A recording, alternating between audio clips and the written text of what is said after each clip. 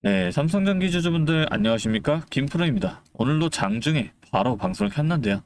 빠르게 핵심만 말씀드리는 시간 가져보겠습니다. 삼성전기는 지금 현재 0.43%의 하락이 나오고 있는데요.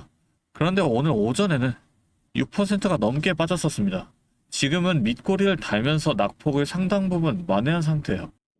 오늘 오전에 삼성전자가 5% 넘게 빠지고 하이닉스도 6%가 넘게 빠졌었는데 이 반도체 대장주들이 같이 무너지면서 시작한 하루였던 거죠. 그래서 결론부터 말씀드리면 저는 오늘 오후장에는 삼성전기를 분할 매수 관점으로 가져가봐도 좋다고 말씀을 드리고 싶습니다. 왜 이렇게 반도체가 통째로 흔들렸는지, 그리고 지금 이 반등이 왜 의미가 있는지도 함께 하나씩 짚어드릴게요. 먼저 오늘 이 급락의 진짜 원인부터 보셔야 해요. 간밤에 이 미국의 30년물 국채 금리가 5.337%까지 치솟았었습니다. 그런데 이게 2007년 이후 19년 만에 최고 수준이에요. 이렇게 된 이유가 뭐냐면 이 미국과 이란의 협상이 중단되면서 국제 유가가 사흘 연속으로 올랐고, 유가가 오르니까 이 물가가 다시 뛸 수 있다는 그 걱정이 커진 거예요. 그럼 이게 왜 반도체를 직격했을까요? 이 금리가 오르게 되면 기업의 미래 이익을 지금 가치로 계산을 할 때 더 큰 폭으로 깎아서 계산하게 되거든요. 특히 반도체는 앞으로 몇 년치 성장 기대감을 미리 당겨서 주가에 반영해 놓는 업종이라 금리가 오르게 되면 그 기대감을 다시 깎아내는 매물이 가장 먼저 나오는 거예요. 실제로 어제 필라델피아 반도체 지수가 4.98%까지 급락을 했고, 마이크론이 7.6%, 샌디스크가 8.89%까지 빠진 겁니다. 그리고 이 충격이 그대로 오늘 아침 국내 시장으로 넘어온 거예요.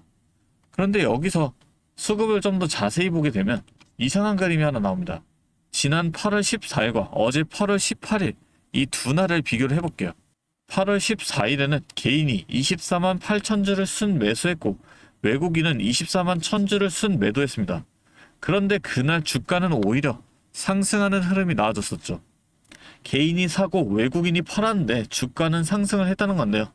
그런데 어제 8월 18일을 보면 개인이 46만 2천 주를 순 매수했어요. 14일보다 거의 2배 가까이 더 많이 산 건데요. 그런데 외국인은 34만 7천 주를 순 매도했고, 기관도 11만 7천 주를 팔았습니다. 개인이 더 많이 샀는데도 주가는 오히려 크게 하락이 나왔습니다. 그럼 이게 뭐가 다른 걸까요? 14일에는 이런 특별한 매크로 충격이 없었던 날이었어요. 그런데 어제는 바로 이 국채금리 발작이 터진 첫날이었던 거예요. 개인들이 아무리 저가 매수로 받아내려고 해도 이 금리라는 외부 충격이 워낙 강하다 보니까 그 개인 매수만으로는 이 하락을 못 막았던 거죠. 그러니까 지금 중요한 건 이거예요. 이 충격이 어제 하루로 끝나는 건지 아니면 오늘도 계속 이어지는 건지. 여기서 오늘 나온 실제 증권사 리포트를 하나 보여드릴게요. 키움증권에서 오늘 아침에 낸 코멘트인데, 오늘 하락 압력은 어제 급락을 통해서 이미 상당 부분 반영이 됐기 때문에 이 장중에 낙폭을 만회해가는 흐름에 보일 거라고 전망했거든요. 이게 왜 중요하냐면 어제는 이 충격이 처음 터진 날이라 시장이 미처 대비를 못했던 거고, 오늘은 이미 그 충격을 하루 겪고 나서 시작을 하는 날이란 거예요. 처음 맞는 충격과 한번 겪고 난 충격은 시장이 받아들이는 그 무게가 다르거든요. 그래서 이 하락이 차트에서 어떻게 나타나고 있는지, 그리고 오늘 오후장에 어떻게 대응하면 좋을지까지 지금부터 짚어드릴 테니까 영상 끝까지 집중해서 봐주시고, 여유가 되시는 분들은 구독과 좋아요, 댓글로도 삼성전기 화이팅 한 번씩 달아주시면 감사하겠습니다. 먼저 지금 매물대를 보면 지금 주가가 최근에 반등을 하면서 새로 만들어진 이 지지 구간에 들어와 있는 상태예요. 오늘 급락으로 이 구간 하단까지 잠깐 내려갔다가 다시 그 안으로 밑꼬리를 달면서 올라온 건데요. 이게 왜 중요하냐면 이 구간이 지난 며칠 사이에 만들어진 이 지지선인데, 오늘 이 국채금리 충격 속에서도 이 지지선을 완전히 이탈하지 않았다는 거예요. 진짜로 두꺼운 이 저항선은 아직 위쪽, 지금 가격보다 30% 넘게 높은 자리에 있거든요. 그러니까 오늘 오후장에는 당장 큰 저항에 부딪힐 걱정 없이 이 지지선 위에서 계속 자리를 잡아가면서 낙폭을 더 만회할 가능성이 높은 자리예요. 여기에 RSI도 함께 보게 되면 이미 낮은 구간에서 눌려있던 게 오늘 급락으로 더 내려가면서 과매도권에 가깝게 온 상태입니다. 그렇다면 이게 왜 중요하냐? RSI가 이 정도로 낮게 눌리고 나면 그동안 팔 사람들은 이미 대부분 팔고 나간 상태가 되는 겁니다. 그러니까 오늘 오후장에는 추가로 크게 밀리기보다는 이 낙폭이 서서히 줄어들면서 이 반등을 시도할 가능성이 높은 자리였는데, 지금 이 밑꼬리 반등이 바로 그 신호가 실제로 나타난 거예요. 여기에 MACD도 보게 되면 이 단기 이동 평균선이 장기 이동 평균선 위로 올라서면서 상승 전환을 만들어낸 지 얼마 되지 않았습니다. 그런데 오늘 이틀 연속 이 국채 금리 충격을 맞으면서 다시 그 우위가 흔들리는 신호가 나왔어요. 이게 어제와 오늘 이틀간의 충격이 그만큼 강했다는 걸 보여주는 거지, 이 상승 흐름 자체가 완전히 뒤집혔다는 뜻이 아닙니다. 오늘 오후장 안에서 단기 흐름이 장기 흐름을 다시 앞서는지 아니면 그 격차가 더 벌어지는지가 지금 이 하락이 오늘로 끝날지 아니면 내일까지 이어질지를 가르는 기준이 되는 건데요. 지금 흐름상으로는 국채금리 부담이 진정되는 순간 단기 흐름이 빠르게 우위를 되찾을 가능성이 높은 자리예요. 이런 이유로 제가 오늘 오후장에는 이 삼성전기를 분할 매수 관점으로 가져가봐도 괜찮다고 말씀을 드렸던 거고, 어제는 이 개인 매수로도 못 막았던 하락이었지만 오늘은 그 충격이 이미 한번 반영된 상태에서 시작을 하면서 키움증권 리포트대로 실제로 이 낙폭을 만회하고 있는 흐름이 나오고 있는 상황이란 거예요. 다만 이 국채금리가 완전히 진전된 건 아직 아닌 만큼 한 번에 크게 들어가시면 절대 안 되시고요. 이 반등이 오후 내내 유지되는지를 확인하시면서 분할로 접근하셔야 한다는 거죠. 그래서 오늘도 마찬가지로 이 매수 브리핑을 드린다는 건데, 솔직히 본업도 있으시고 혼자서 이 타이밍 잡기 어렵다는 거 잘 알고 있습니다. 그래서 도와드린다는 거고요. 제가 상단에 번호를 하나 잠깐 띄워드릴게요. 위에 번호 보이시죠? 010-3436-7531. 이 번호로 전기라고 두 글자 적어서 보내주시면 빠르게 실시간 대응까지 도와드릴 수가 있고, 오늘 말씀드린 이 비중이 어느 정도 들어가 계신 분들께는 추가 매수, 아직 관망하고 계신 분들께는 이 신규 매수 타이밍까지 모두 공유를 해드리겠다는 거죠. 정확히 이 낙폭 만회가 오후 내내 유지가 되는지, 국채금리 부담이 내일까지 이어지는지 그 상황에 맞춰서 대응 전략을 바로 공유해드리겠습니다. 그런데 여러분, 속으로 아마 이런 생각하시는 분들 분명히 계실 겁니다. 이 사람이 뭔데 자기 개인 번호까지 화면에 까면서 나한테 이런 걸 알려준다는 거지? 세상에 공짜가 어딨어, 무슨 속셈 있는 거 아니야 라고요. 당연합니다. 그렇게 생각하시는 게 맞아요. 이 험난한 주식판에서 의심 없이 남의 말만 믿다가는 이 계좌가 녹아내리는 거 순식간이니까요. 솔직하게 제 진심을 좀 말씀을 드릴게요. 저라고 처음부터 이 주식을 잘해서 이 수익을 펑펑 내고 다녔겠습니까? 저도 예전에는 여러분처럼 아무것도 모르고 남들이 올라간다는 그 종목 꼭대기에서 따라 샀다가 반토막도 나보고 밤잠 설쳐가면서 이 미국장 쳐다보다가 손절 타이밍을 놓쳐서 깡통도 차본 사람이에요. 그때 제가 뼈저리게 느끼고 제일 원망스러웠던 게 뭔지 아십니까? 이 외인들과 기관은 자기들끼리 좋은 리포트들 돌려보고 수백억씩 프로그램 돌려서 순식간에 이 차트 만들어내는데, 우리 같은 이 개인 투자자 개미들은 본업하느라고 이 HTS 쳐다볼 시간도 없어서 늘 타이밍 놓치고 결국 그 세력들이 다 먹고 남은 이 설거지장에서 이리저리 휘둘리다가 피 같은 이 돈을 다 잃는다는 거였어요. 그게 너무 억울하고 화가 났습니다. 제가 이렇게 번호까지 열어두고 여러분들 도와드리겠다고 나서는 이유는요, 제가 무슨 대단한 천사라서가 아닙니다. 저도 채널을 키우고 싶고 더 유명해지고 싶은 사람이에요.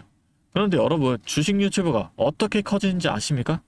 제 영상을 보신 분들이 저한테 문자를 남겨서 이 대응법을 받아보신 분들이 진짜로 그 계좌가 빨갛게 물들고 이러던 이 돈을 복구를 해야 제 채널을 믿고 계속 봐주십니다. 주변에 저 사람 진짜다라고 소문도 내주실 거고요. 반대로 제가 이상한 정보를 줘서 여러분들 손실나게 만들면 당장 내일부터 제 영상 보시겠습니까? 다 욕하고 떠나시겠죠. 결국 여러분이 제 도움을 받아서 이 주식판에서 돈을 벌고 살아남으셔야 저도 크는 겁니다. 철저하게 우리 개인 투자자들끼리 똘똘 뭉쳐서 더 이상 이 외인과 기관들한테 당하지 말자는 거예요. 그러니까 지금 드는 그 찰나의 의심은 잠시만 내려놓으시고 오늘 용기를 내서 문자 한 통 남겨주시면 제가 왜 이렇게까지 자신있게 말씀을 드리는지 결과로 증명해 보이겠습니다. 자, 제 진심이 조금이나마 전달되었길 바라면서 오늘 끝까지 제 긴 이야기 들어주신 우리 주주분들을 위해서 제가 정말 밤을 새서 준비를 한 이 특별한 이 선물을 하나 더 공개를 하려고 합니다. 지금까지 영상 봐주신 주주분들만큼은 이 선물까지 함께 챙겨가 주셨으면 좋겠습니다. 자, 오늘 제가 준비한 선물은 요즘 굉장히 핫한 이 AI와 관련된 종목인데요. 자, 그런데 이 AI가 사용되는 곳이 굉장히 또 많고 용량도 크다 보니까 전기가 부족해져서 이 전력난이 상당히 심각하다는 겁니다. 이게 어느 정도냐면 이 데이터 센터가 쓰는 전기량이 우리나라 전체 사용량의 2배가 넘는다는 거죠. 그래서 이 데이터 센터 기업들이 가장 먼저 해결해야 하는 숙제가 바로 이 전력난을 해결하는 겁니다. 자, 그런데 이 전력난을 해결하려고 발전소를 더 지으려면 이 10년이 넘는 시간이 걸리는데 당장 내일 전기가 모자란데 10년은 너무 길죠. 그래서 오늘 가져온 게 가상발전소인데요. 이 가상발전소는 정부와 기업도 큰 관심을 보이는 핵심 사업이라는 겁니다. 그러면 이 가상발전소는 뭘까요? 실제로 발전소를 짓는 게 아니라 여기저기 흩어져 있는 전기들을 네트워크로 묶어서 하나의 발전소처럼 통합 관리하는 시스템인데요. 예를 들어서 전기차 배터리에 남은 전기를 전력망에 다시 팔아서 수익을 낼 수도 있는 겁니다. 이런 식으로 전국의 남은 전기들을 AI가 모아서 마치 하나의 거대한 발전소처럼 운영하는 거죠. 사실 지금까지는 전기를 절약해야 한다 이렇게만 생각했잖아요. 그런데 이 조건 자체를 바꿔버린다는 겁니다. 이 발전소를 무작정 지을 수 없다면 있는 전기를 얼마나 효율적으로 쪼개서 쓸 수 있느냐가 핵심이 된 거예요. 이게 바로 이 가상발전소가 앞으로의 시장을 지배할 수밖에 없는 이유가 되는 겁니다. 이미 테슬라에서는 일본에서 가상발전소 사업을 전국으로 확대했고요. 우리나라 정부도 제주도에서 이미 시범 사업을 운영하는 중이죠. 결국에는 이 가상발전소, 즉 VPP 사업이 미래의 핵심 사업으로 자리 잡을 수밖에 없는데요. 제가 이 중에서도 무려 5년 전부터 이 가상발전소를 준비해온 특정 종목 한 가지를 가지고 왔습니다. 이 기업은 다른 경쟁사들이 이제 막 가상발전소 사업에 뛰어들 때 이미 5년 전부터 대기업들과 인프라 구축을 마쳤고 범용성 또한 한 가지에 묶여 있는 게 아니라 아파트, 상가, 공장, 그리고 전기차 충전소까지 서로 다른 에너지를 컨트롤하는 독보적인 통합제어 기술을 이미 갖추고 있다는 겁니다. 다시 말해서 에너지 효율을 뽑아내는 기술력이 시장 평균보다 이미 30% 이상 앞서고 있다는 평가를 받고 있어요. 그렇다면 올해 2026년 분산에너지 특화 사업이 본격화되면 어떻게 될까요? 이 기업의 소프트웨어가 전국에 깔리게 되는 압도적인 점유율을 예상해 볼 수 있겠죠. 그렇다면 우리는 남들보다 한 발 앞서서 이 수익의 길목을 지키고 있어야 큰 수익을 가져간다는 겁니다. 자, 제가 지금 정말 공들여서 분석한 이 종목 정말 궁금하시죠? 지금 화면에 보이시는 이 번호 010-3436-7531로 선물이라고 2글자 적어서 문자 보내주시면 제가 확인하는 대로 분석한 리포트와 함께 종목명까지 바로 공유해드리도록 하겠습니다. 제가 드리는 이 선물로 우리 구독자분들이 조금 더 여유있고 성공적인 투자 이어나가셨으면 좋겠고요. 지금까지 긴 영상 시청해주셔서 감사합니다. 김프로였습니다.